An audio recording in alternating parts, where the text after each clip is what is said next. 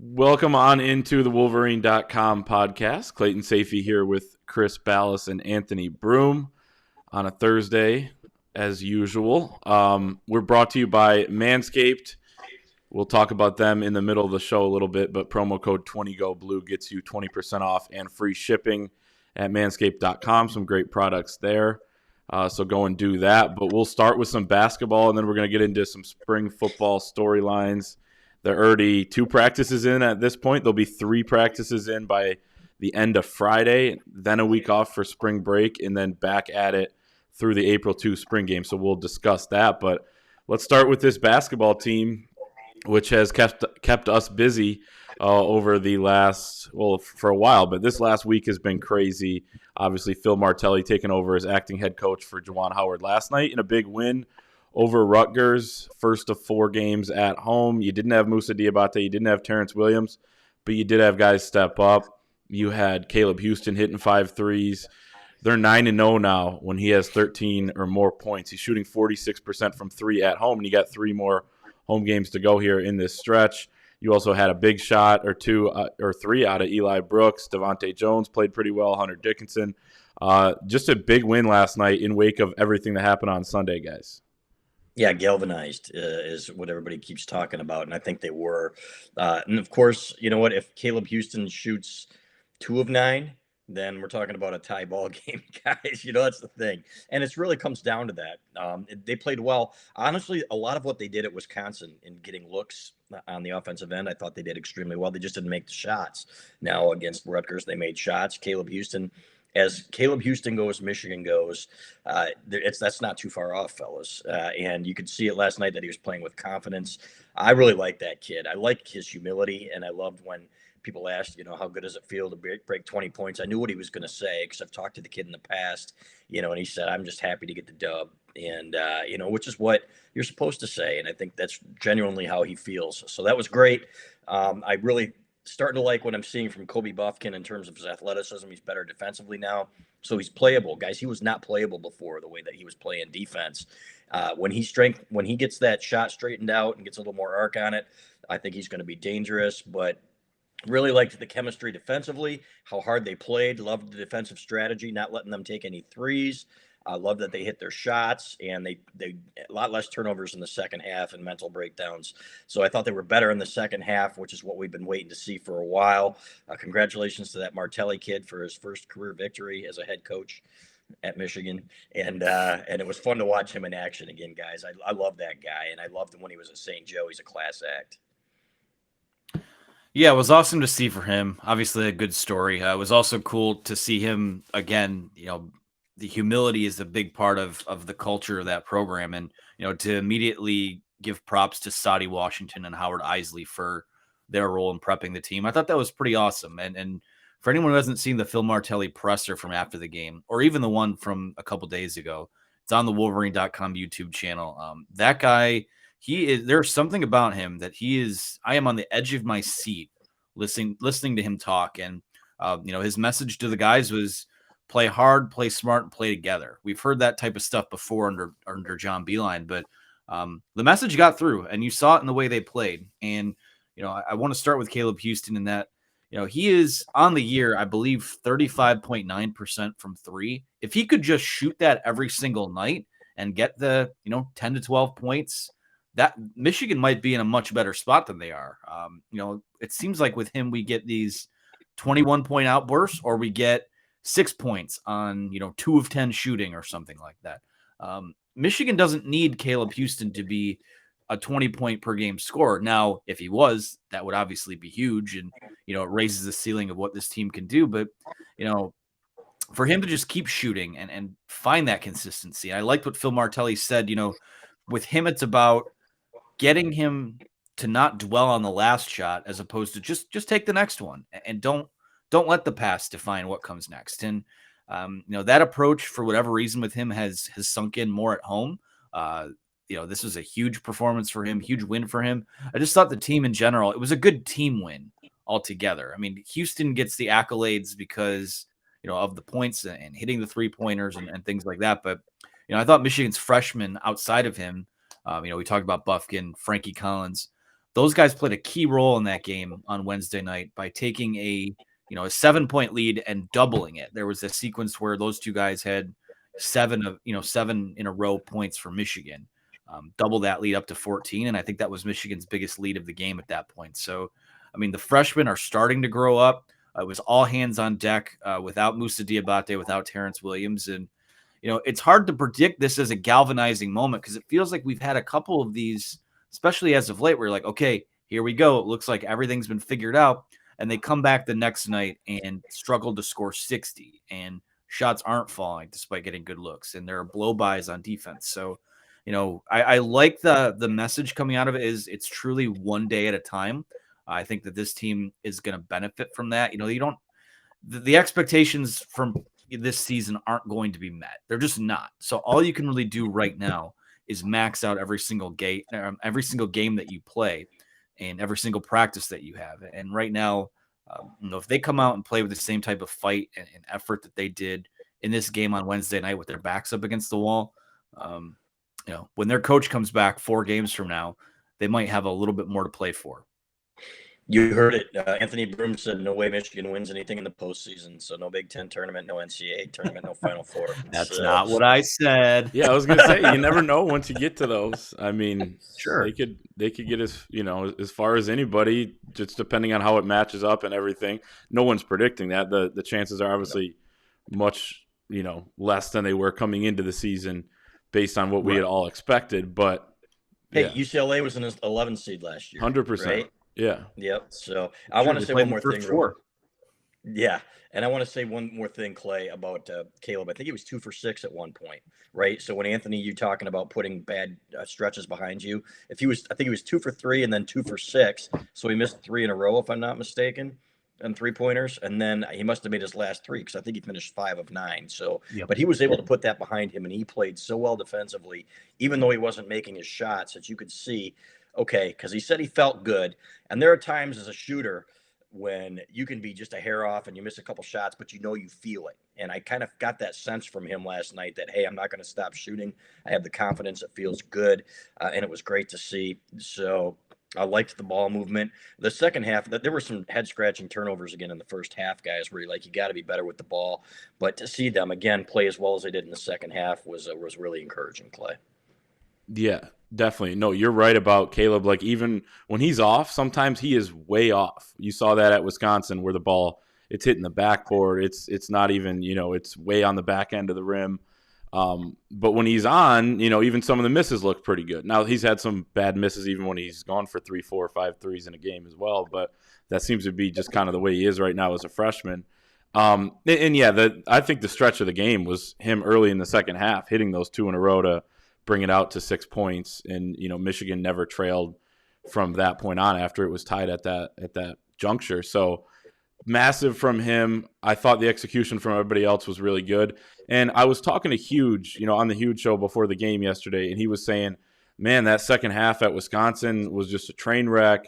And, is this team now the Juwan Howard thing? Like, are they just going to fall apart? And I said, well, I think the biggest thing is for the Rutgers game was playing without those 2 guys, Musa and Terrence. That was the biggest thing.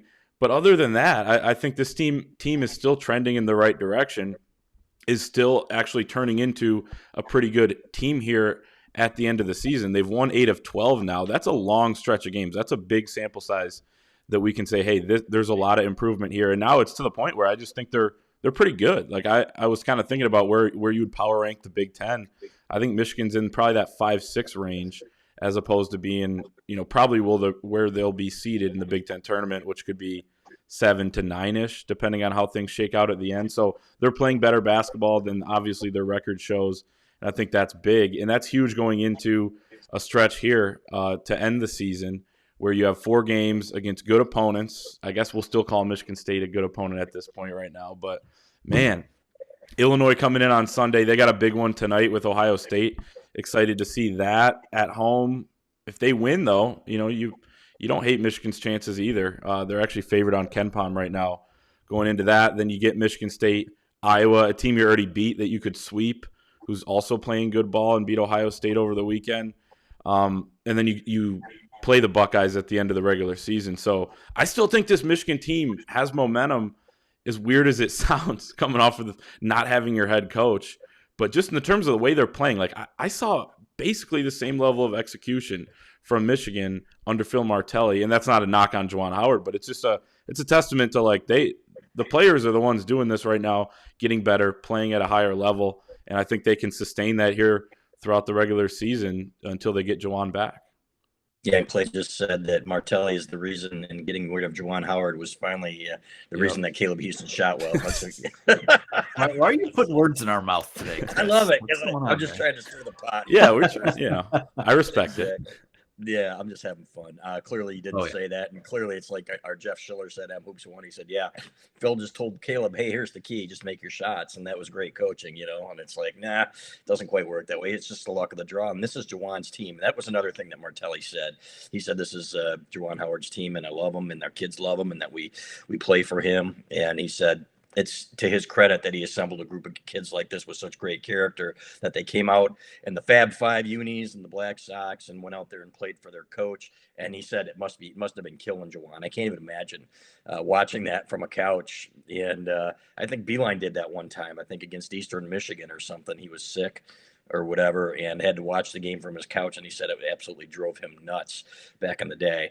So, but to their credit, they really came together well. So, and it's going to be very interesting because now we're at a point here, guys, where this is almost like the Big Ten tournament format. And they're not playing every day, but you're playing Sunday, then you're playing against a rival. I mean, that's going to be a big time game. And I think Michigan will be up for that. I think it's going to be a great game. I think they have a good chance to win. 2 days later, you play your hated rival on a Tuesday night, your third game in 7 days. And then 2 days after that, you're playing a tempo team like Iowa. And then 3 days after that, you're playing Ohio State. So it's going to be a heck of a week. I think you win these next two, guys, and then whatever happens. I think Iowa, I think they clearly they can win that game, but man, that's a lot to ask on those legs. And then at Ohio State, it is what it is. Even if you get swept, well, if you took care of business at home, then so be it. So, but I do like the way they're playing at times. When they shoot well, they're a good team and they're getting better defensively, and that's what I like most about them. Is that they're getting it on that side of the ball. So it was fun to watch last night.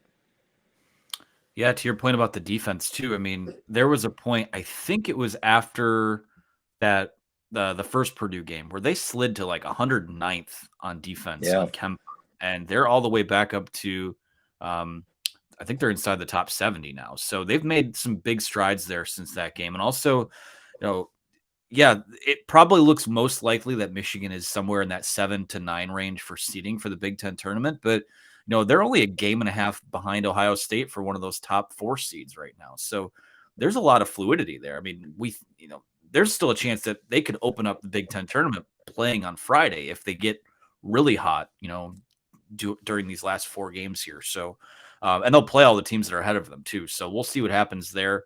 I'll amend my earlier statement in that they can't achieve what the preseason expectations are. Mostly they can't achieve that only because they're not going to win the Big Ten. We thought that they had a chance to repeat as Big Ten champions. So I will amend that on the record, but I like the direction it's going. Again, I think all of these games, every night that you play in the Big Ten is a chance to add a resume win to your, to what you bring to the table. But just because just because the schedule looks tough down the stretch, these are all winnable games for them. So I don't expect them to go 0-4. I don't think they'll go 1-3, but 2-2 is a pretty good floor to set, and I think that there's a chance for more there. It's just, can they do it? The thing with them is, can you play a good basketball game for 2 games in a row, which is something that honestly we haven't seen, in probably since that stretch towards the end of January, where you put 2 really good performances together back to back. So that's what I'm looking forward to seeing, because that's what it takes this time of year. So. Yep. And I will say this, they cannot play on Wednesday, I think, with last night's win. So in the Big Ten tournament. So they'll be anywhere from whatever to 10. And I don't think they're mathematically eliminated yet from the Big Ten race, are they? No, but Broom has them out. That's what I was going to say next. Well, they're 3.5 back with 4 to go. I'm just messing.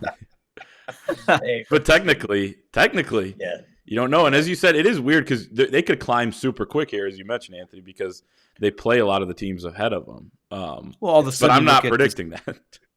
No, you look at Illinois and Ohio State are going to play, right? That's what we just talked about. If Illinois beats Ohio State or any of those teams, whatever result happens in that game, it still opens the door for you to climb up because you play all of the teams ahead of you down the stretch. So they could still play on Friday technically if they get hot. Right. So we'll see what happens, but you just have to, again, Phil Martelli said in the postgame presser, we're not worried about what we need to do the next 4 games. Like, let's just get this one out of the way and then move forward from there. So I think that's the way probably we all should approach it too, because I can't predict what team Michigan, it's hard to predict what Caleb Houston you're going to get on a given night, or what, Devontae Jones, who's played much better as of late.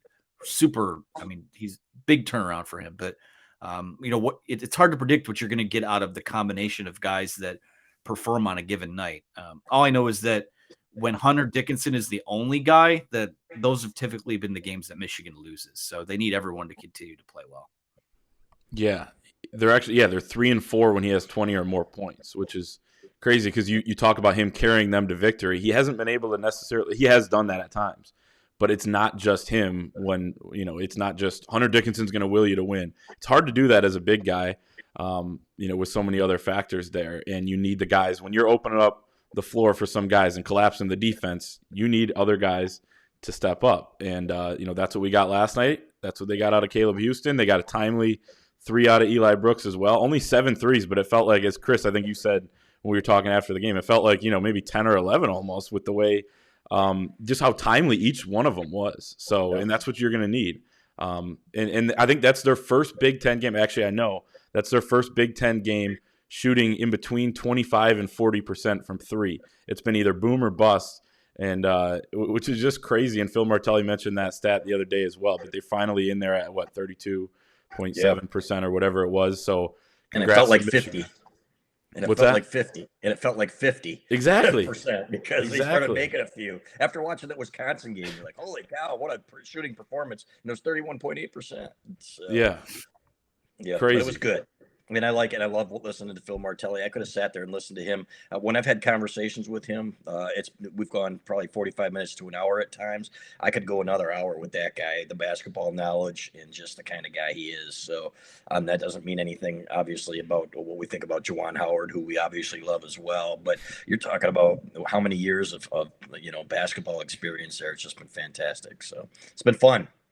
I hate the culture now of when you say something good about somebody, it means it's something bad about somebody else. But yeah, I think we all 100% know what you're talking about. And I said it after last night's presser as well. It was like, you can feel that every eye in that room was intently looking at him in the eye and listening to what he was saying. I mean, hanging on every word. And it was great stuff. And Juwan Howard can be great in those settings as well.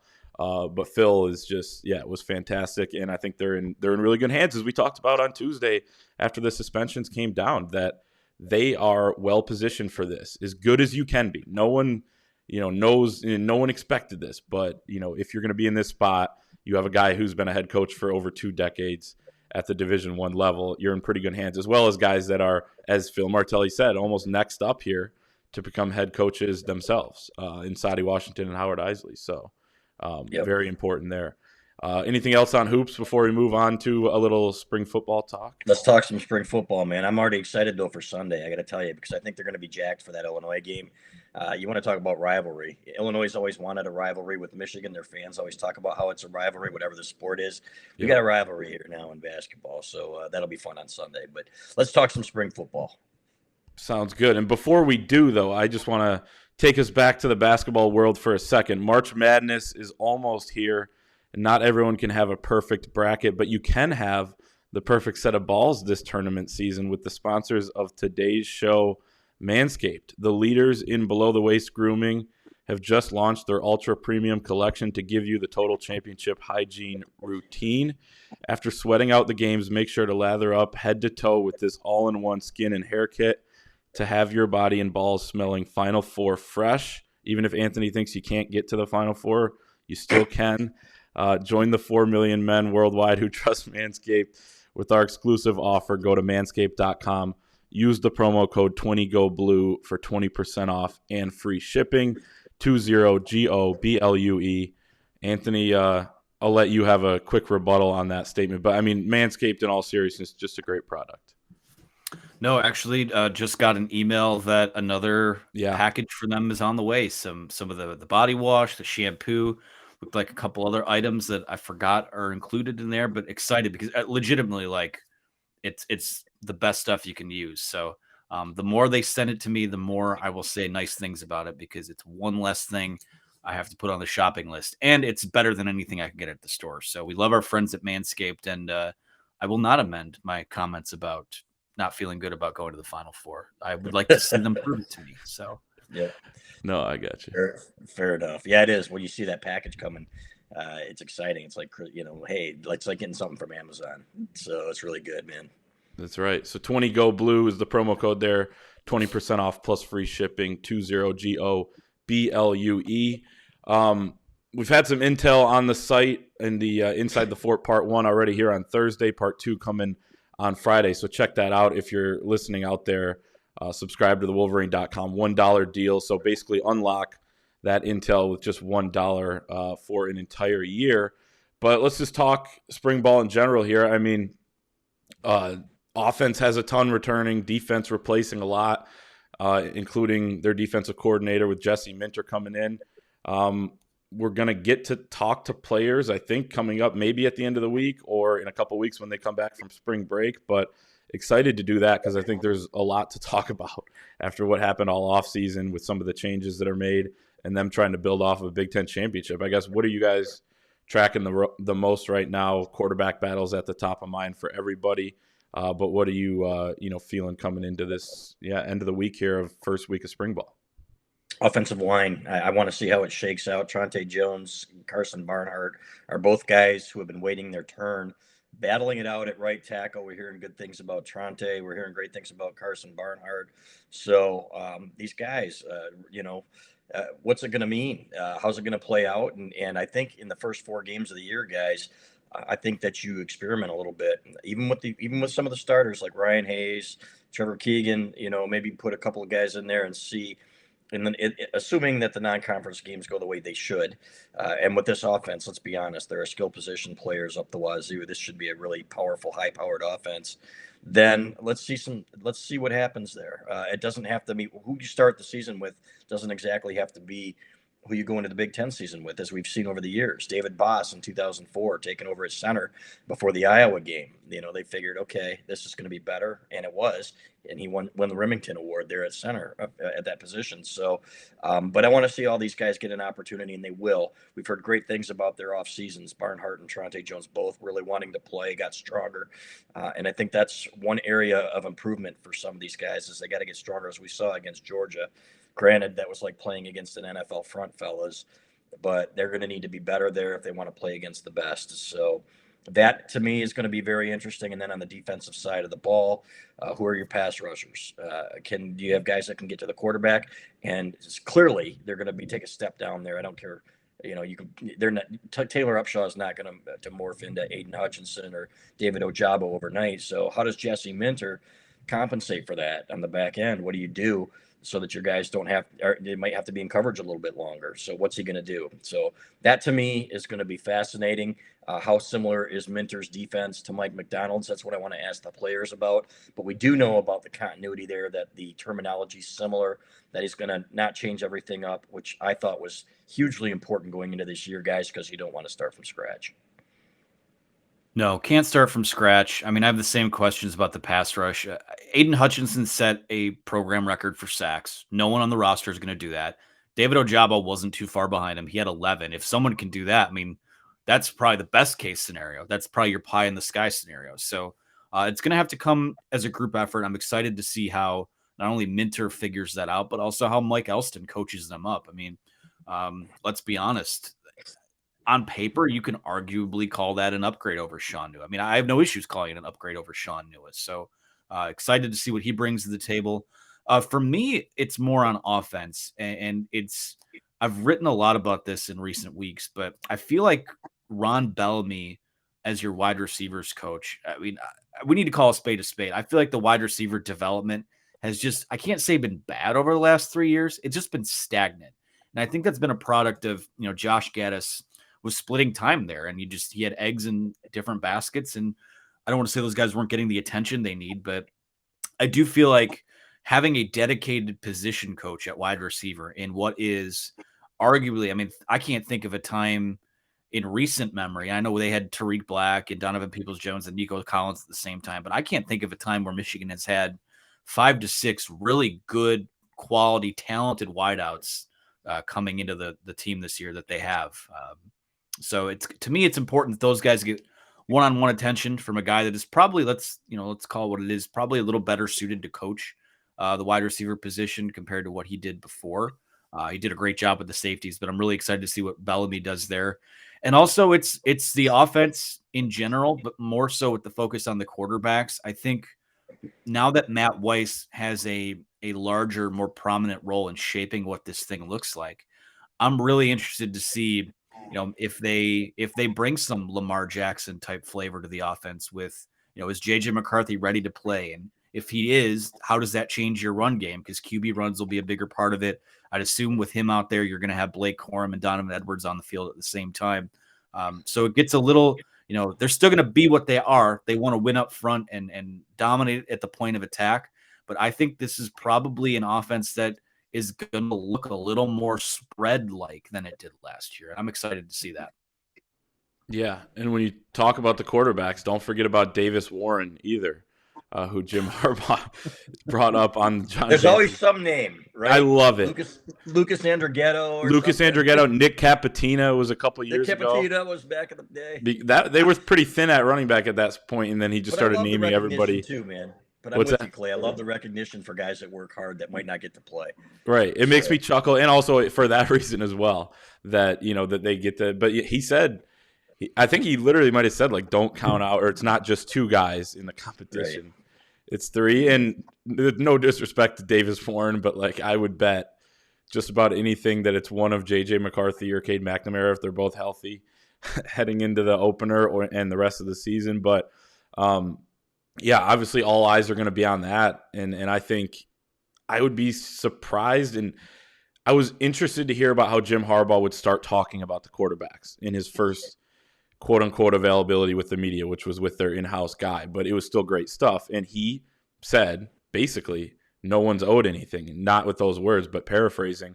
And that kind of starts the competition to me. I was interested to see, like, last year, and I know it's different circumstance because JJ's a year older, but he was saying Cade's the starter, Cade's ahead, Cade's the guy. Like, he didn't rule anything out, but he was saying that. Now it's not naming one guy as who's ahead or whatever, so wouldn't be surprised if they're splitting reps there. Maybe Cade deserves the first ones for sure, I think, heading in to spring ball. But coming out, I think it gets even more wide open if he doesn't name a guy that's ahead at that point. And the longer it goes without naming a guy that's ahead, the more interesting it gets into fall camp. And potentially, as Chris, you mentioned, you talk about the offensive line and how they're going to do that and how they're going to figure things out there. Same with the quarterbacks, I think, going into those first 4 games at home. Really, what do they start with, 4 or 5 at home?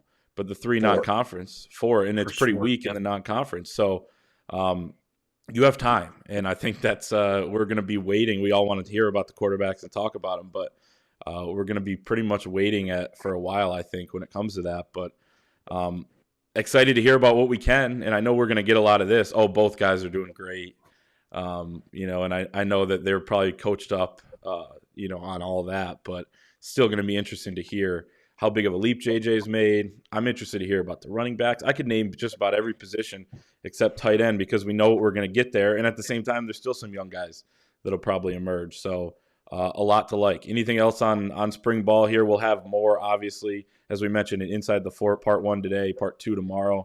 And then as the weeks go forward, because we will get a little bit more access here going forward, probably after spring break. But anything else on the spring practices? Nothing here to add other than, people are undervaluing Michigan's special teams. And I think that's going to be a key reason that they really have another really good year. I think the defense will come along. They've got some athletes on that side of the ball. But I think the offense will be dynamic, and I think the special teams, and 2 of 3 of the huge parts of your team, obviously the only parts of your team, they're going to be outstanding. So if that defense can be solid, I think they're going to in line for a really good year. Yeah, one thing I would ask, and I think maybe even the three of us have discussed this before here, is that if you really think about it, and maybe we don't have the answer to this right now, but does this defense have more questions going into this year than last year's defense did? Fair. I mean, we didn't think that David Ojabo was just a guy, and Aiden Hutchinson was like, okay, that's probably a 7 to 10 sack guy who's probably a first round pick. It's too early, but I somehow feel like not too worried about this defense. They're going to take a step back because they surpassed expectations, but I don't know if they necessarily have more questions this year. So we'll see about that. And one thing I'll add about the quarterback situation, this is right out of Harbaugh's mouth from a couple of months ago. He said, as far as long term, who's the quarterback going to be? Prediction, everybody rents that position. Nobody owns it. Any position on the field, even the head coach, it's a lease at best. So Cade's going to get first crack at this because of what he accomplished, and it's his 4th year with the program. But you have to earn it all over again. It does not, to me, I don't think the way they approach it is that it just carries over year to year. So what you did last year can handicap you in a race, early on in spring ball, but you got to go back and earn it again. And I'm excited to see, because whoever comes out of this, really at any of these positions, they're going to be battle tested guys that are ready to go.